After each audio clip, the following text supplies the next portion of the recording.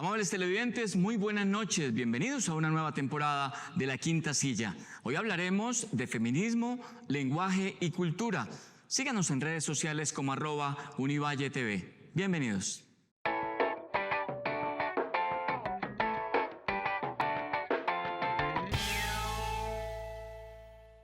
América Latina es una de las regiones del mundo con mayor diversidad cultural, étnica y social, y ello también se refleja en sus movimientos sociales. El feminismo no es la excepción, por eso tenemos pluralidad en todos los países de esta región del mundo, desde las luchas comunitarias en Guatemala y Bolivia hasta la lucha contra los feminicidios en Colombia o la diversidad sexual en Brasil.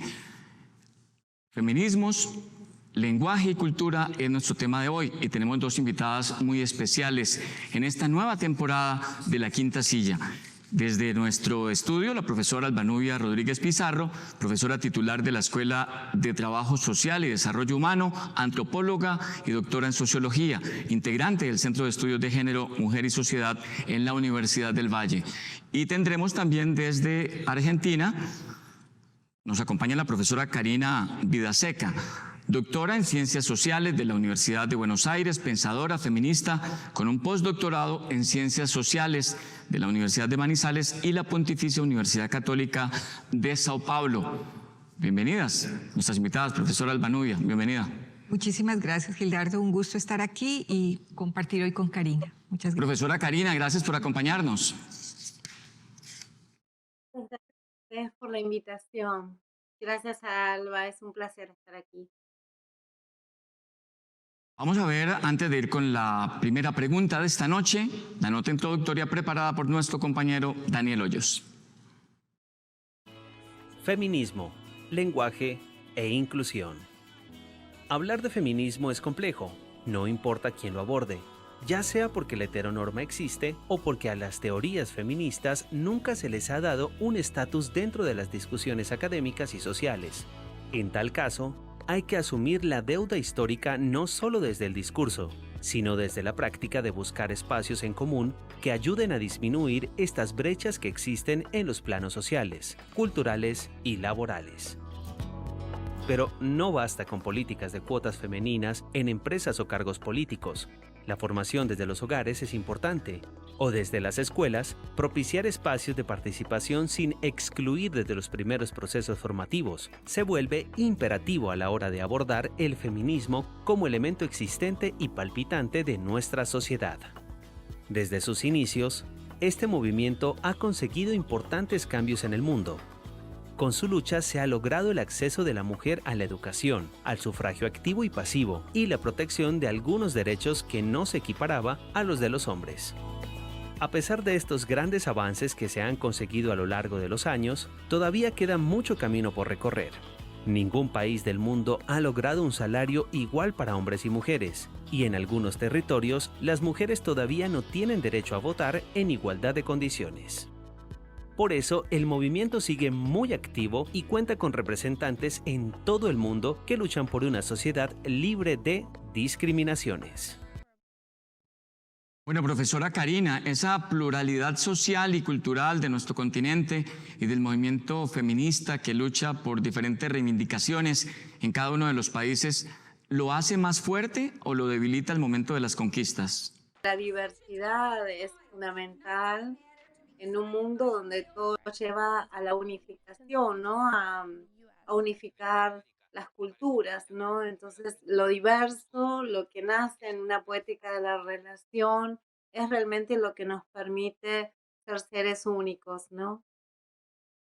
Sin duda, profesora Karina, profesora Albanubia, logros de ese movimiento feminista en América Latina son diversos. Hablamos, por ejemplo, recientemente en Chile y todo lo que se logró incluir en la constituyente, y en México, donde se está logrando aumento de penas para los victimarios y otros derechos que las mujeres no tenían hasta este momento. ¿Cómo estamos en Colombia en materia de logros cuando se habla de esas reivindicaciones? Bueno, creo que hay logros importantes, entre ellos, por ejemplo, la visibilización de las violencias contra las mujeres, el reconocimiento del feminicidio. También hoy podemos decir que en acceso a educación pues tenemos casi un lugar paritario, pero también pues siguen existiendo profundas brechas de género. Entre ellas, pues las violencias. Somos el segundo país de América Latina con mayor índice de violencias contra las mujeres. Y pese a que tenemos casi una paridad en la educación, pues esto tampoco se ve reflejado ni en la participación política de las mujeres, ni tampoco, como usted lo decía, pues en mejores salarios. Pero yo creo que donde está el desafío más importante en este momento es en que se cumplan los acuerdos de paz y especialmente se integre todo lo que tiene que ver con género. Ahí tenemos un desafío importante, un logro por haber incluido la perspectiva de género en los acuerdos de paz, pero a la vez un desafío porque aún no se consolida. Claro, porque después de un conflicto de más de 50 años, la mujer fue foco de esa violencia propia del conflicto armado en nuestro país. Profesora Karina, usted ha trabajado por años con indígenas en América Latina. ¿Cómo están los grupos indígenas que persisten, que se mantienen en nuestro continente en materia de respeto por los derechos humanos de sus mujeres? Para las poblaciones indígenas, las violencias contra las mujeres son aún más graves, ¿no? De hecho, sin ir más lejos, Berta Cáceres, lo que significó su lucha, ¿no? Como una mujer indígena perteneciente al pueblo lenca, ¿no? Contra las corporaciones transnacionales. Así como Berta, podemos dar cuenta aquí en Argentina del movimiento de las mujeres originarias por el buen vivir. Moira Millán es una de las grandes líderes, Irma Caupana, hay muchas compañeras que están trabajando y luchando día a día justamente ahora lanzando una caminata desde los que son sus tierras en el sur de la Patagonia Argentina hacia Buenos Aires, exigiendo los derechos y exigiendo basta de violencias, pero también basta de incendios. Es decir, las mujeres están ahora en lo que va de esta semana hacia estos días, enfrentando incendios de las tierras, ¿no? Y estos son incendios intencionales, ¿no? Incendios que dejan a la intemperie a las familias. De hecho, las familias tuvieron que ubicarse en tanques de agua para poder resistir, ¿no? Esas luchas contra los incendios tienen que ver no solo con lo que Moira Millán llama un terricidio, es decir, un ecocidio, sino que significa cómo las violencias que ya existen por los conflictos de tierra contra las corporaciones, contra los propietarios y la extranjerización de tierras se vuelve contra las mujeres y sus hijas, aún más en términos de violencias sexuales, ¿no? Y de hecho las mujeres indígenas tienen que afrontar violencias sexuales en mucha gran medida más que las mujeres urbanas, ¿no? Violencias que vienen institucionales, violencias de las propias fuerzas policiales en los territorios más alejados de la capital. Sí, sin duda. Profesora Albanubia, hoy estoy acompañado de dos académicas que han puesto su conocimiento, su preparación al servicio de reivindicar los derechos de las mujeres. Pero, ¿qué lugar están ocupando hoy las mujeres en la academia y los estudios de género? Bueno, esa también ha sido una reivindicación y una lucha bastante significativa en las disciplinas sociales y humanas pues desde la década 70, y yo diría que aún ni las luchas ni la reivindicación teórica y política logra un lugar importante. Aún falta mucho por construir, incluso que en la universidad, en las universidades en Colombia, tengamos de manera obligatoria una formación en feminismo y sobre todo en epistemologías feministas que marcan unas rupturas muy importantes con las epistemologías tradicionales y que hacen que podamos producir un conocimiento de la mano con procesos de acción, ¿no? Creo que allí nos hace falta un camino importante por recorrer. Usted decía, profesora Karina, recientemente en una entrevista que la teoría feminista sigue siendo mirada como subalterna desde la academia y que una muestra de ello es que para hablar de dominación masculina generalmente se cita a autores varones. ¿Por qué cree usted que se da ese fenómeno? Tiene que ver con lo que dice Alba, ¿no? Para nosotras como estudiantes, si uno se retrotrae a cuando nosotras éramos estudiantes, ¿no? Cuando nosotras teníamos deseos de hacer un trabajo, ¿no? Que implicara la lucha de las mujeres, y estoy hablando de más de 20 y pico, de casi 30 años atrás, todavía el fenómeno no era un fenómeno de masas, ¿no? Como lo es hoy. Ya teníamos como muchos impedimentos que tenían que ver con dar cuenta y justificar el por qué era importante el tema, ¿no? Es decir, ya una como estudiante siempre palpaba la sensación de que uno estaba tematizando con temas menores, pero no porque sean menores, sino porque para la academia eran subalternos. Y de hecho, en esa nota yo he dicho algo que yo desafío siempre a mis estudiantes más pequeñas y más pequeños cuando ingresan a la carrera de sociología, y les pregunto, bueno, ustedes díganme quiénes fundó la disciplina, y todos me repiten, Weber y Durkheim. Entonces yo les pregunto, ¿acaso no hay ninguna madre fundadora de la disciplina, no? Entonces es un poco también comenzar a hacer ese recorrido de salto a la conciencia, ¿no? Es decir, de concientizar acerca de lo que hoy, por ejemplo, tenemos en términos de normas APA de género. No sabemos que dentro de la academia el citado hace que se invisibilicen los nombres de las mujeres, ¿no? En la citación tradicional era el apellido y la primera inicial del nombre. En cambio ahora hemos luchado para que las normas impliquen que los nombres completos de las autoras y autores tienen que estar escritos tanto nombre como apellido. Esto también sirve para incrementar el nivel de visibilidad, ¿no? De las mujeres construyendo conocimiento, ¿no? Porque de hecho, sin ir más lejos, estamos en una región donde las mujeres científicas somos más del 50%. Es una de las regiones del mundo, América Latina, que más científicas tiene, ¿no?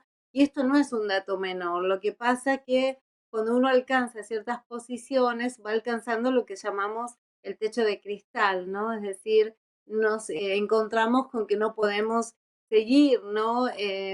Creciendo por determinadas cuestiones que hacen mucho también a la división sexual del trabajo y el trabajo de lados, ¿no? Que la pandemia puso en evidencia ahora. Estamos en la quinta silla de Univalle TV y hablamos esta noche de feminismo, lenguaje y cultura con la profesora Albanubia Rodríguez de Univalle y con la profesora Karina Vidaseca desde Argentina. Mensajes de unos patrocinadores y ya volvemos con más en la quinta silla.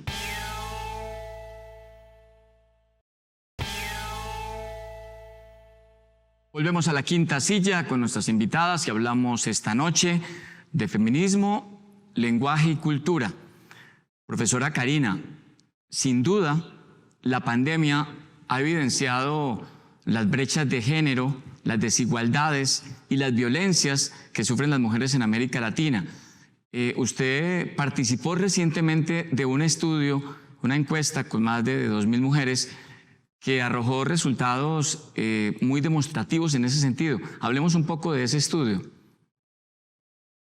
Sí, muchas gracias por preguntarme sobre un estudio que comenzó al mes de habernos enterado que está el mundo en pandemia, ¿no? Que no sabíamos, teníamos tantas incertezas, incertidumbres acerca de cómo manejar esa pandemia. Imaginábamos cómo estarían nuestras compañeras en diferentes territorios, ¿no? Entonces fue un poco ver desde qué lugar podíamos colaborar, y fue así que lanzamos un cuestionario digital que iba a ser aplicado a través de WhatsApp, porque de hecho nosotras también estábamos encerradas, no podíamos ni ir a la universidad ni trasladarnos a hacer trabajo de campo.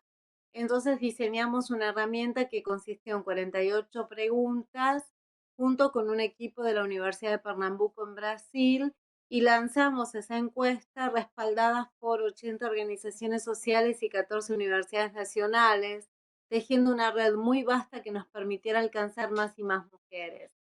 Cuando el instrumento salió a publicidad, el CONICET, que es el Consejo Nacional de Ciencia y Técnica, y la Red de Derechos Humanos del CONICET, más el Ministerio de Ciencia y Tecnología de la Argentina, pensaron que era un instrumento muy importante porque de hecho no había estadísticas acerca de cómo estaban las mujeres y disidencias viviendo el fenómeno de la pandemia, ¿no? Y fue así que ellos también comenzaron a colaborarnos y alcanzamos un estudio de 2.274 encuestas, la mayoría en lugares urbanos o rururbanos y algunas menos en sitios rurales. Lo que nos dio el estudio es primero una sensación que habíamos abierto un canal de comunicación con las mujeres muy importante, es decir, las mujeres, la mayoría nos ha contestado en observaciones agradeciendo la encuesta y lo que palpamos era algo que ya sabíamos pero que no imaginábamos que era tan grave, ¿no?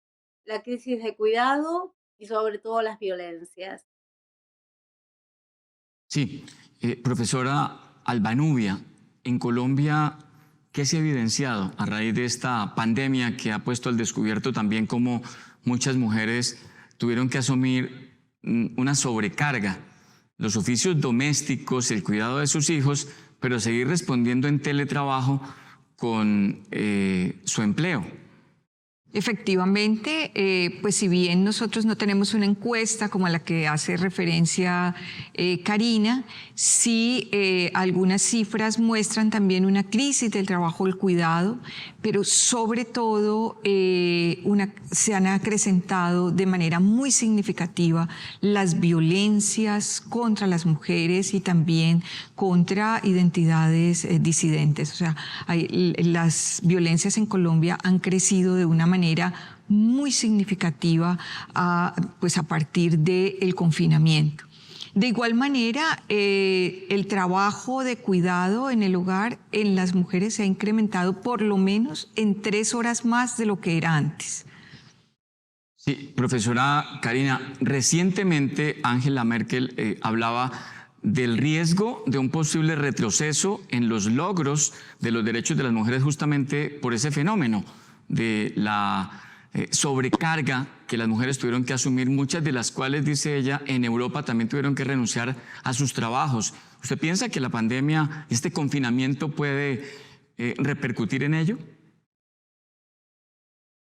Sin dudas coincido en que hay un retroceso que se mide en términos de cómo muchas mujeres han tenido que optar por seguir en sus trabajos o cuidar a sus familias, a sus niñas y a sus ancianos, o bien seguir su trabajo, ¿no?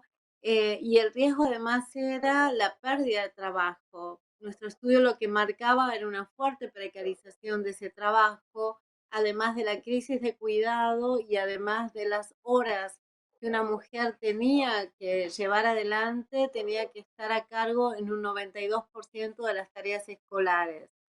Es decir, lo que el estudio marcaba era que era la figura de la mujer la que asistía como docente a sus niñas y niños, ¿no?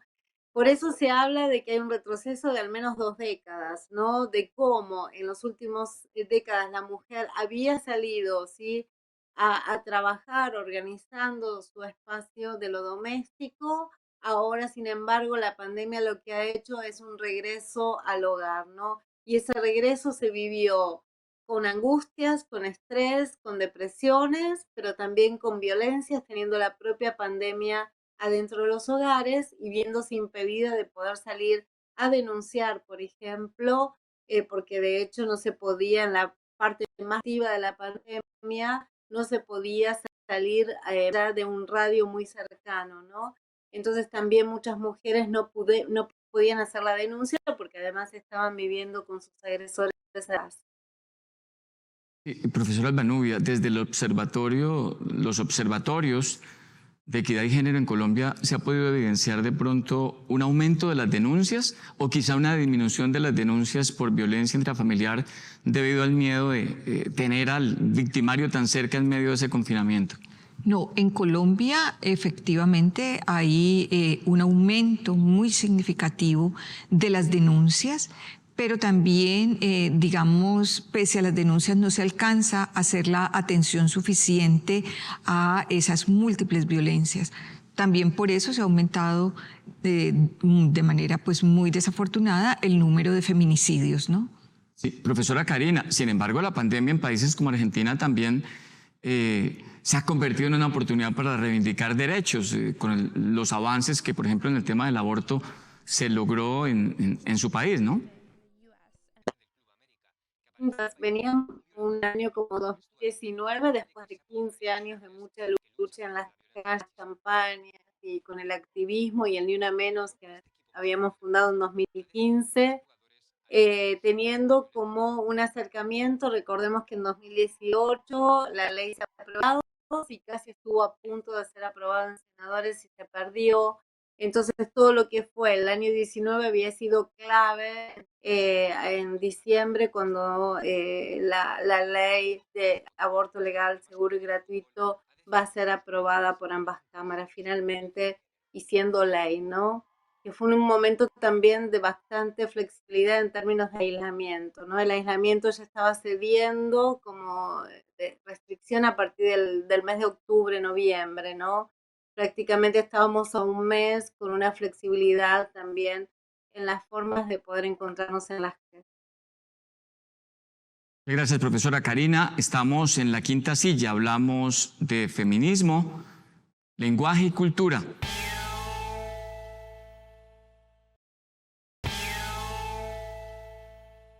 Volvemos a la quinta silla. Hablamos esta noche de feminismo, lenguaje y cultura con nuestras invitadas, la profesora Karina Vidaseca y la profesora Alba Nubia Rodríguez de Univalle. Profesora Karina, usted tiene un compromiso esta noche y en pocos minutos tiene que irse. Hemos tratado de aprovecharla también al máximo. La profesora Alba Nubia nos va a acompañar unos minutos después, pero yo quisiera preguntarle por un tema que siempre genera mucha controversia en los países de América Latina, y es el lenguaje incluyente no sexista, que no se refiere solamente a ellos, ellas, las, los, sino que también tiene que ver con la manera como se construye equidad desde los contenidos. Esto pues divide mucho a la gente, porque hay quienes defienden la estética en el lenguaje, quizá con una mirada patriarcal, pero hay quienes se burlan incluso de presidentes, gobernantes que han querido manejar el lenguaje incluyente en sus discursos. ¿Cuál es su mirada?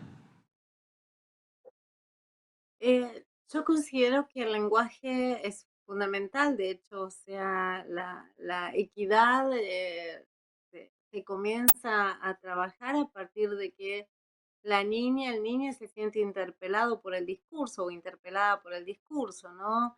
Sabemos que si hablamos en el universal, ¿no? O en el lenguaje neutro, cierta población va a quedar excluida, ¿no? Por eso la lucha tiene que ver con el lenguaje, porque el lenguaje nomina y todo lo que se nomina o se nombra es lo que existe, ¿no?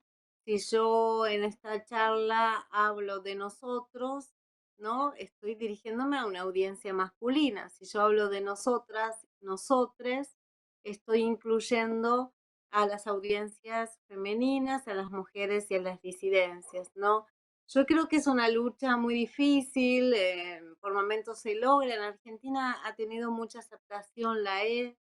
Hemos venido también de muchas discusiones acerca de cómo escribir esa inclusión, si con la arroba, si con la X, no, si con el asterisco, hasta que llegamos a la E, aunque tampoco es la solución, porque cuando hablamos de profesores, en realidad nos remitimos a los varones profesores, ¿no? Es decir, por eso también creo que no hay una solución si no hay proximidades, hay cercanías, hay formas que tenemos de nombrar a partir de sentir que estamos incluyendo a todos en ese discurso, ¿no?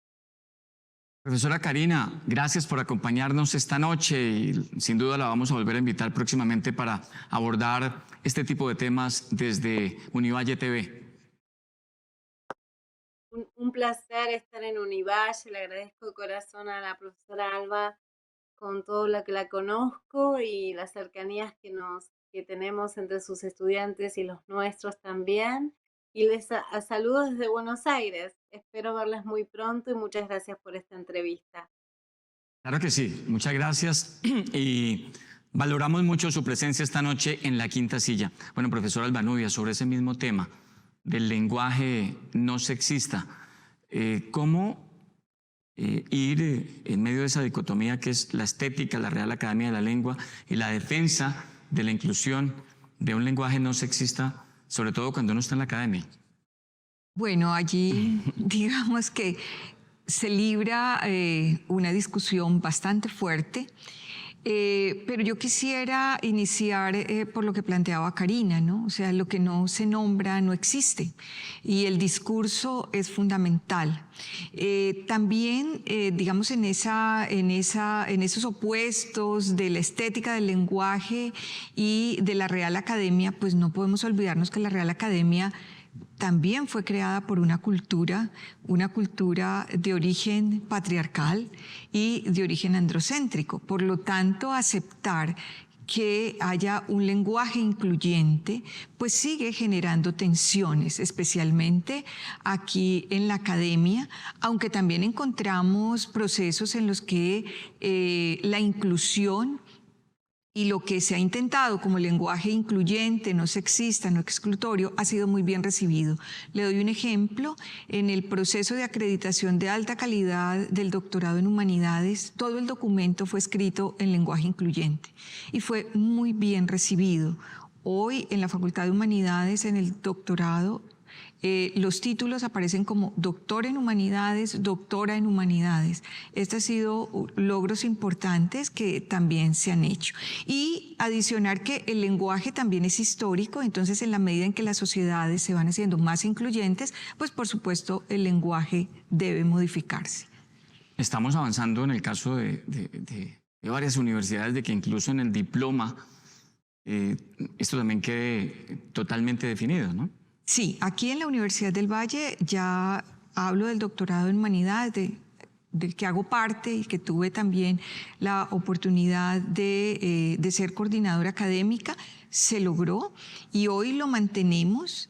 Es una continua discusión, por ejemplo, en la conformación del Comité de Ética sigue siendo una discusión, pues además porque hay lingüistas, entonces se argumenta que el hecho de tener un lenguaje incluyente pues no implica que necesariamente la inclusión se dé. Eso puede ser cierto, pero también es cierto que lo que no se nombra no existe y que por lo tanto debemos hacerlo. Discusión interesante entre académicos, definitivamente, ¿no? Sí, la última discusión a propósito del Comité de Ética fue bastante interesante. Por ejemplo, nos preguntábamos, hablamos de integrantes del Comité de Ética, hablamos de miembros del Comité de Ética, hablamos de personas del Comité de Ética, hablamos de director, directora del Comité de Ética. Y tengo que decir que también hubo mucha apertura a que esa resolución, a que esa normatividad quedara con lenguaje incluyente. Que es el fruto del trabajo de muchos años para llegar a estos niveles de receptividad. Por supuesto, de muchísimos años y de muchas académicas y académicos que antecedieron este trabajo. Nos vamos a unos mensajes de patrocinadores y ya regresamos con el bloque final de la quinta silla. Hoy estamos hablando de feminismo, lenguaje y cultura. Ya volvemos.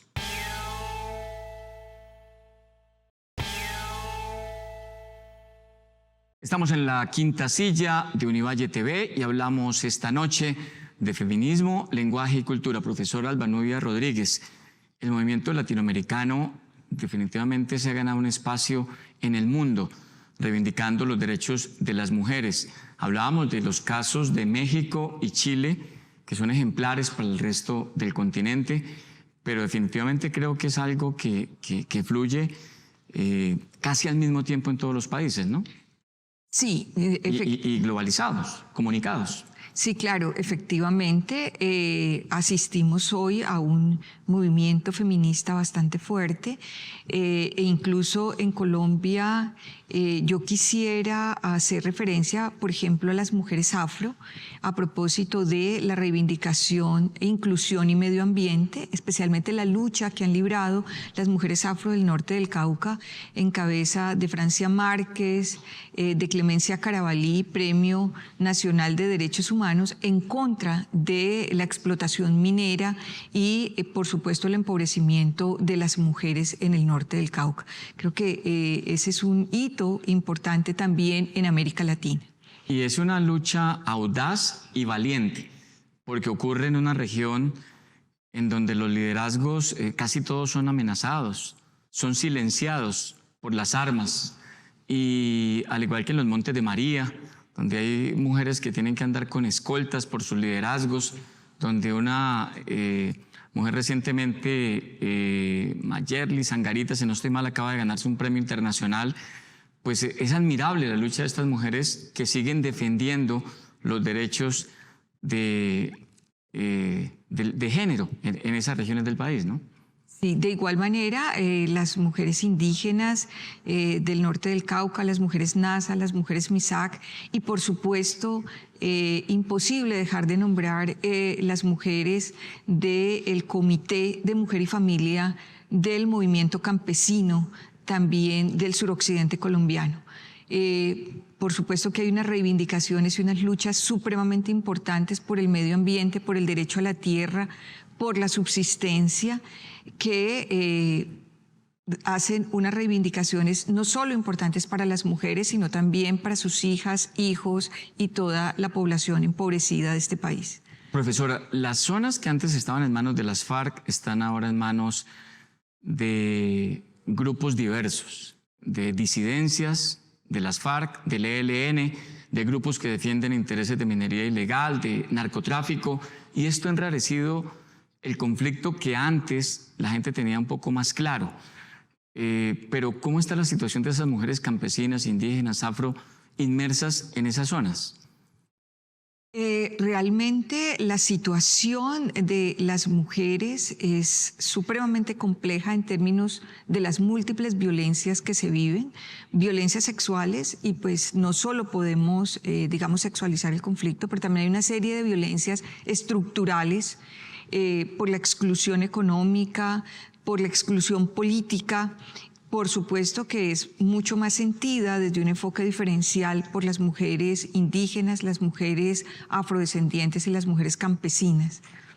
Sí, hablemos un poco, aterrizando en la región, profesora Albanubia, de cómo, a pesar de este trabajo que se hace de la academia, desde los observatorios, de las campañas, seguimos siendo un departamento que lidera las cifras de feminicidios. ¿Por qué? Bueno, allí necesariamente tenemos que volver al orden de género, un orden de género patriarcal, que si bien no se expresa de manera homogénea, porque en las comunidades de pueblos originarios pues hay, digamos, rasgos de otro orden de género, sí es evidente que el patriarcado, desde sus múltiples privilegios, pues sigue haciendo suyo los cuerpos de las mujeres, y en la medida en que hace suyo el cuerpo de las mujeres, pues también ejerce un derecho a la vida de las mujeres y por tanto son, digamos, asesinadas, tanto en los ámbitos, digamos, rurales como también en los ámbitos urbanos. Y es un fenómeno que crece de manera muy significativa. Este programa es también un homenaje al trabajo que adelantan mujeres como usted, profesora, desde Univalle, desde el Observatorio para defender, para reivindicar los derechos de las mujeres. ¿Cómo es ese trabajo desde la academia por los derechos de las mujeres, específicamente desde Univalle? Bien, aquí importante rendir un homenaje a todas esas mujeres que iniciaron este trabajo: Gabriela Castellanos, María Cristina Maldonado, Amparo Huertas, Nora Caballero, entre muchas otras, Carmiña Navia. La memoria y el tiempo no me alcanza para nombrarlas, y también a académicos que han estado en esa reivindicación. Y en los últimos tiempos pues hay un relevo generacional, y ahí somos un grupo de mujeres conformado por profesoras de la Facultad de Ciencias Sociales y Económicas, de la Facultad de Humanidades, de la Facultad de Salud. También hay profesoras de la Facultad de Ingeniería, y básicamente en los últimos 5 años, diría yo, hemos hecho un trabajo muy enfocado a visibilizar, atender y a contrarrestar y prevenir las violencias basadas en género que ocurren en la universidad, tratando de impactar la sociedad desde la universidad para aminorar esas violencias basadas en género. ¿En qué momento esta profesora decide dedicarse a las investigaciones de género? Bueno, yo llegué a la universidad siendo muy joven. Yo llegué a la universidad por allá a estudiar mi maestría en sociología en el año 91. Ahí tuve la oportunidad de conocer a la profesora Gabriela Castellanos, quien me invitó a ser parte del Centro de Investigaciones y Estudios de Género. Referente importante. Sí, y bueno, vengo en el Centro de Investigaciones y Estudios de Género desde 1995.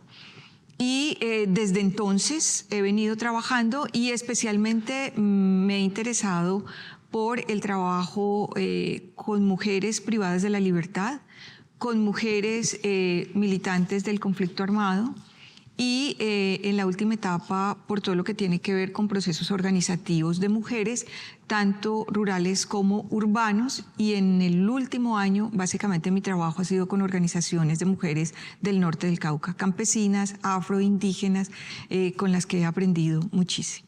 Pues profesora Albanubia Rodríguez, gracias por acompañarnos esta noche en la quinta silla del canal Univalle TV, por permitirnos conocer esa mirada desde el Centro de Estudios de Género, por hacer el puente para invitar a la profesora Karina también a este programa, y nos volveremos a encontrar.